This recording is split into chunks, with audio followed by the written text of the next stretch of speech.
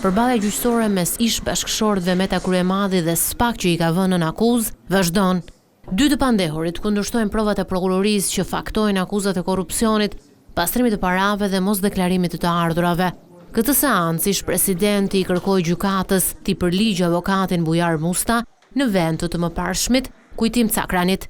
Në fjalën e tij ai kërkoi që të mos merret parasysh dëshmia e ish ministrit të ndjerë Dritan Prifti dhe as intervista e Vojsava Ismailajt, gruas së ish administratorit të Dias, Kastriot Ismailajt, që vite më parë mbante detyrën e administratorit të kompanisë Dia. Vojsava Ismailaj dha intervistën pasi më dërgoi një SMS me të cilën kërkonte të takoheshim, por unë refuzova të takoja. Me 5 janar kam njoftuar prokurorin e përgjithshëm dhe si pasoj u regjistrua një çështje. Sipas informacionit që kam pasur në atë kohë, zonja kishte lidhje me element destabilizues. Pas Metës, fjalën për të kundërshtuar aktakuzën e mori Monika Kryemadhi.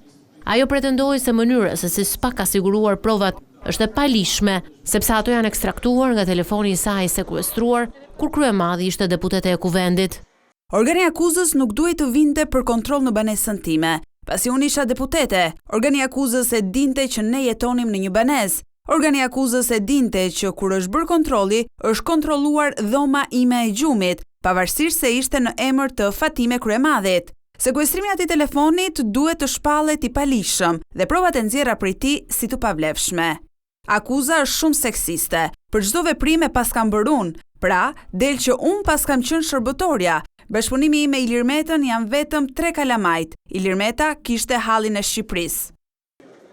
3 janë episodet për të cilat Ilir Meta dhe Monika Kryemadhi akuzohen nga SPAK, Çes Dia, lobingu në SBA dhe disa fatura shëndetësore për të cilat nuk dihet origjina e parave.